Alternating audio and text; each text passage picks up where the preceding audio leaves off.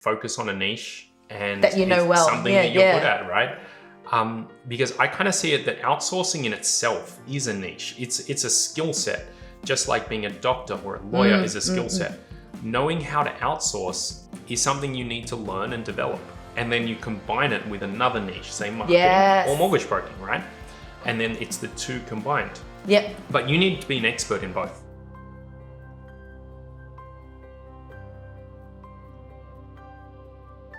Hey everybody, and welcome back to my channel. And today I have a special guest, Otto Dargan, who also owns an outsourcing company, but is a lot bigger than mine. And I wanted him to come along and share with us how he started on his journey in the outsourcing world and why he even chose a country that is not the typical Philippines, right? It's Nepal. And yeah, really want to hear his story and how he grew a business with, I think, 500 staff at the moment. So Otto, welcome to the show. Thank you. Pleasure to be here as well. Yeah. So we met at an organization called EO in Sydney, and yeah, straight away we clicked because we had the same vision and mission around helping people in developing countries. So tell me a little bit about what the outsourcing company is all about, and then how did you get started? Well, first and foremost, we're a mortgage broking company. So we started as a mortgage broking business back in 2006. And then as fate would have it, things took quite a turn. A friend of mine came to me and he said, Otto, I've got this crazy idea and you can't say no right away. You have to hear me out. And I said, okay, all right, I'll hear you out. I won't say no. And he says, you promise you won't say no right away? You've got to listen. I'm like, okay, I'll listen. And he said, I want you to come to Everest Base Camp with me and, you know, have a trip to Nepal and go on this crazy adventure. And I said, yeah, I'm in. Let's do it. I didn't know the cost, or I didn't even really know where Nepal was, to be honest. I knew it was above India, but I didn't know much. And so I found myself in Nepal in 2012. And while I was there, I met someone who was just incredibly smart. And we were talking about finance, and he knew just as much as a lot of people in Australia. And I was really shocked at just how smart this guy was. So I offered him a job. There was no research, there was no plan. It all just kind of happened. And then over time, he hired more people and the business grew and it worked really well. So that's why we kept going. And then my friends that were mortgage brokers, they came to me and said, hey, we'd like to work with your back office in Nepal. And initially for several years, I said no. And then eventually, I gave in to one of them and I said, sure, you can work with our Nepal team. And it turned out to work way better than I thought. It was just like a natural synergy because we were really good at broking and they were high performing broking businesses. And we had a lot of training that we gave to our team in Nepal. And so it was an area where we could specialize in and that we could do really well. Yeah, and it's such a similar story to where I kind of stumbled across the opportunity to outsource. Yeah. You know, building my own e-commerce business, and I didn't know, you know, I had to get cheaper resources, and then I came along and I started outsourcing and made a lot of mistakes, and then eventually developed a skill set that people were willing to pay for. So for you, you had no idea about Nepal. Not a clue. And did you have any mistakes, and how did you feel working with them in the first place? I'm sure it wasn't as smooth, you know, sailing from the beginning, right? I had to understand about Nepal is that it's quite pretty much everything in Nepal is different to Australia. Everything, the way people think, the way society works, the government, everything works differently. I think the first kind of shock was when we had to get foreign investment approval and the government asked how many tons of steel we're going to use each year. What? Like, okay, all right, I'm definitely out of my depth here. I put 8 tons. I thought that was about right. Yeah. So, is that because of the building that you're going to need to build? No, I was just messing with the government. Oh, okay. That's them getting to learn Australian culture. Okay. So yeah. But what I see is that Nepal and Australia are different in pretty much every way. So Australians, we like to we're a very flat society, whereas over there, they're hierarchical. So like over there, being the boss is a big deal. In Australia, being the boss is not a big deal. You're just a normal person. Respect is a big deal, and loss of face. And, you know, the way people approach time is like a meaningless concept in Nepal. You just kind of like, you show up anytime you want. And And it's because life is a bit more chaotic there, right? You have to be like that. Because Australians want everything on time all the time. And so there were many different things to adapt to. And it's partially our team in Nepal adapting, and it's partially us adapting as well. And so this is something called cultural intelligence, right? And it's where you can kind of move from being in your culture to being someone who has multiple cultures. And there's a lot of people in Australia that are already, multicultural in themselves, right? But for me, this was something I had to learn. Yeah. And I guess for me as well, people always ask, like, why don't you help Vietnamese people, they say. But I'm like, for every culture that you work with, it's another world that you need to learn. And so I've just been helping the Philippines just because it's just, I've understood them now, right? Even though I'm Vietnamese doesn't mean I actually know how Vietnamese work, in Vietnam. And so for you as well, you feel like you've spent all these years with Nepalese, and then you really understand. So your focus is in that, and that's how, that's what your business is built on. We're all just people, and where people are, it doesn't really matter too much. Helping people in any area. I'm not a tribal person, right? Like, I don't think I should be helping my people. I think just all people are my people. If that makes sense. Yeah. We're one world. So what have been some of the challenges in growing such a big team? And so my business is all remote. So it's, for me, it's very low risk, and I feel like I'm, we all work remotely. Whereas yours is a physical office, right? What challenges that come with, as well as growing now to 400, 500 people? Yeah, so I think the main challenges come from scale. So when you're a small business, say like less than 5 people, there's different skills and challenges and things you need to focus on compared to when you're 20 people and when you're 50 people and when you're 500 people. So it's kind of like you go from being an expert in basketball to then playing baseball. Right? But no one really tells you you're playing a different game. And so you need to learn with each level of scale, the new skills and the new game. So as an example, when my business was small, it was less than 5 people. Success was largely if I was a good mortgage broker or not, right? When we were 20 people, it was largely, am I a good manager? When it's 50 people, it's then, am I a good leader? Which is more visionary. And 500 people, I'm now figuring that one out, right? But I see that you have a lot more managers, a lot more people running the show. Do you feel more calmer, or is it a lot more hectic right now? I think it's just different, I would say. What's calmer is that I've dealt with so many challenges over my career now that when problems occur, they don't affect me as much, right? It's kind of like you go, okay, another crisis. Yes. That's all right. I somehow got through the last 10. I'll get through this one too. Yeah, that's right. And don't you believe that, entrepreneurship is such a personal development journey? We become better people at dealing with problems, really. The problems don't go away, do they? Yes. And I think that's because when you're an entrepreneur, right, when you start, you are HR, you are accounts, you are sales, you are every department. And then as you grow, you hire people for these different departments. And so you're constantly outside your comfort zone. And so you're forced to grow. If you don't, your business then gets stuck, right? So that's like a key insight for me is every time my business has been stuck, it's because there's a lesson that I've needed to learn that I haven't learned. Yeah. And what got you to think so big? Because I know lots of mortgage brokers well, not lots, but people I do know, they want to stay small. They don't want to deal with too much people problem. But like, what motivated you to kind of grow it bigger and bigger? I think it's probably something to do with my personality. Yeah. I love a challenge.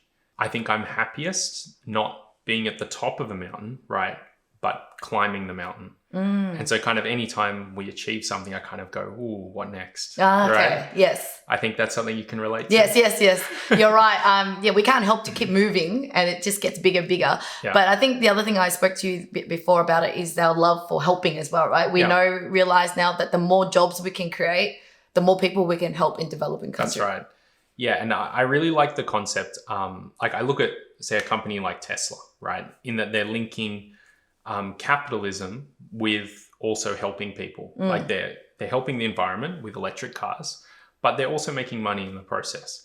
And the advantage of this is that it's self-sustaining, right? If you're always reliant on donations, Yes. then eventually you'll run out of money, right? Yep. Whereas if you can do something self-sustaining, you can scale it definitely. And really, when it comes to helping people in Nepal, we support children's charities. However, I think it's so much more than that. When you just focus on giving, I think you're missing many other opportunities as well. And simply giving a job is really good in a lot of countries, because if you're providing an income to that economy, they can solve so many of their own problems. Secondly, if you can bring modern business practices from Australia or the US or the UK and bring them to another country, then what you'll find is that some of your team may leave, they may start their own businesses, they may join other companies, they may talk to their friends, and these ideas spread. And so then they can empower themselves as well. Yeah. I So love that's that. really good. And I love that because a lot of people, they love the idea of outsourcing. They're like, oh, I love to start an online business and do outsourcing, and what should I do? I always tell them to go back to what their experience is, their skill set, and what they know the best, which is, for you, it's mortgage broking, right? And so and then I myself am in the marketing space because that's what I know. Any tips around if someone's like, look, I want to outsource, or what are some of the keys to success, would you say, to starting that business? The advice you gave just then, that is the number one, right? Is that you need to focus on a niche and that something that you're good at, right? Because I kind of see it that outsourcing in itself is a niche. It's a skill set, just like being a doctor or a lawyer is a skill set. Knowing how to outsource is something you need to learn and develop. And then you combine it with another niche, say marketing or mortgage broking, right? And then it's the two combined. But you need to be an expert in both. Because if you only know one of them, then it's just not going to be if you're outsourcing, that's just way too broad. Choosing an industry or choosing a type of skill set is the niche in itself. So then I'll share some of the things that really worked well for us. Number one is, I think you've got to have a great manager. You need a great manager in there somewhere. Ideally, it should be your first hire, right? And do they have to be local, or it can be Nepalese? I would do, if you're doing an outsourcing business, you want a great local manager. You're duplicating yourself now. Depending on the business model, you may need also a great local manager as well. But the thing is, right, as someone from Australia, I can't make decisions in Nepal. I can't. It's a different world. Everything works differently. And so if I make decisions for our Nepal office, they're going to be wrong. I don't know if you found the same thing in the Philippines, but just everything probably works differently. Well, we have supervisors and managers from the Philippines, and we also have local Australian, and they work well together in that way. Like if you're missing one, there's a pros and cons about both. Secondly, I would say that you need to get hiring right, because hiring well is fundamental to any business. If you build the right team, then you will be successful. It makes everything easy. Whereas if you have the wrong team, then everything's hard. And hiring in another country has a whole nother level of challenges. So it could be that there's different target markets for hiring. So initially we started with hiring a lot of MBA and BBA students. Okay. That was our first target market. But, that was something that in Australia, we probably wouldn't have been doing, right? Certainly not for mortgage broking, right? But there could be many different target markets in that country that you may not be aware of. So that's something really important as well. Okay. In terms of other things, I think you need culture training, for both teams. They need to understand Australia and you need to understand their country. One of the things that really helped me to understand Nepal was starting to learn the language. And you go there every year. How many times a year do you go? Probably 3 or 4 times a year. From the beginning till now, it's always been quite regularly because you've got an office over there. I also have a lot of fun. While I'm there. Which is probably the next thing, is get involved in their culture. Because, there's usually a lot of really fun stuff. That's not work, but it has a benefit in that you understand them. So, I've joined in some crazy festivals in Nepal, which have just been absolutely wild. And I'm about to go there again next Yes. month. I'm going to be there for a day where everyone blesses their dog. Oh my God. It's going to be pretty cool. I'm looking forward to So that. interesting. And I think there's a day where they bless their brothers, and there's about 6 or 7 festivals in a row. So That is so fun. I know. I need to do a bit. Yeah. I rarely go to the Philippines. I'm such a remote worker that I just talk to a lot of my teams online. I usually go once a year, but COVID happened and haven't been for a while. But yeah, you got me motivated there. And the other thing I love is that you've got 2 business models running, right? Yeah. So you've got the agency where the customer is getting the result of you putting the team together, training them, and then they're getting the outcome. And then you've got the other side where you're now finding outsourced workers for the mortgage brokers. Yeah. So yeah, how is it like running the 2 models? I think the 2 work really well together. And that's another thing with business is that, hypothetically, say selling cakes, for example, then having a wholesaler that makes cakes kind of makes sense. The 2 businesses work together really well. Or if you're a real estate agent and you have a mortgage broking business and an accounting business and a conveyancing complementary business, to each they all other. complement each other, right? And you've done that, and I've done that, right?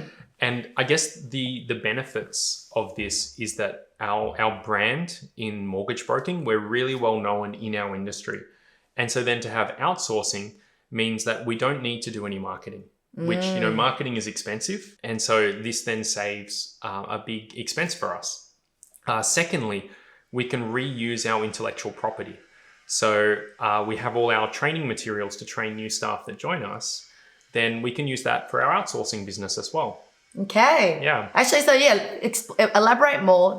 When you started this second business, which is outsourced, did you bring in the team from the other business to run this new department? So what did you do? Yeah, so the first step was a great manager, of course. Yes. So we brought one of our high-performing managers over from the broking division, and we appointed them as the general manager for outsourcing. Oh. And then initially we brought a few of the high-performing staff over.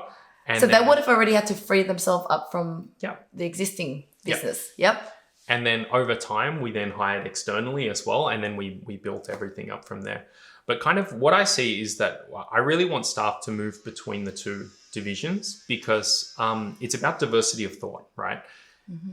If they just work for us as a mortgage broker, then they only know how we do things. But if they work for other brokers as well, and they're still working for us, then they get this diversity of thought, they get this experience. Later in their career, if they become a manager or they become a broker, they can become a very, very high-performing staff member. And there's a lot more to do. There are different things to do. Okay. Yeah. I guess we can't talk here all day, and I know I can, but one of the questions people always ask, and we touch on that marketing is hard. Like, how did you get your clients, and how did you continue? What would be one of your main source of getting clients? Yeah. So initially, when I started the business in 2006, I had a customer who he paid $600,000 off his loan in 1 year. Wow. And I'm not talking like a lump sum, which could be maybe he sold a property, right? He's paying off $50,000 a month. Yep. And so I called him up and I said, "What are you doing?" Yeah. Right? And he says, "Oh, I'm doing internet marketing." And I go, "Great, I'm going to buy you lunch." This is something I do. Anytime I see someone do something really well, I buy them lunch. Great idea. That's my university degree. Okay? Yeah. So I met up with him and he explained what he was doing. And I realized, like, even though the internet had been around a long time by 2007, most of my industry hadn't done anything with SEO. And so we started building some websites and we learned SEO and away we went. And it just took off. So that worked really, really well. Now I think that things are changing. SEO is a lot more competitive than it was back then. And so we're focusing a lot more on our past customers and diversifying our lead sources. So but I always think for any business, if you have past customers, that's always the best.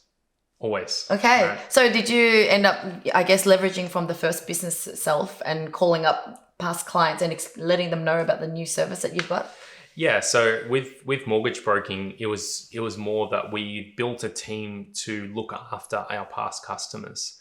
And because then the mortgage broking side of things, we won quite a few awards and things like that. Our industry brand then meant that promoted outsourcing. So yeah, so that worked well. That is amazing. Well, if you have any questions for Otto, I'd love to hear in the comments below. But I am going to invite him on another video where we're going to host an outsourcing angel to learn more about how you scaled yourself out of your business and got someone else running it. Yeah, cool. So thank you so much for watching, guys. This is Otto. Say hello. Say bye-bye, Amina. Bye-bye, everyone. And we'll see you in the next episode. Bye.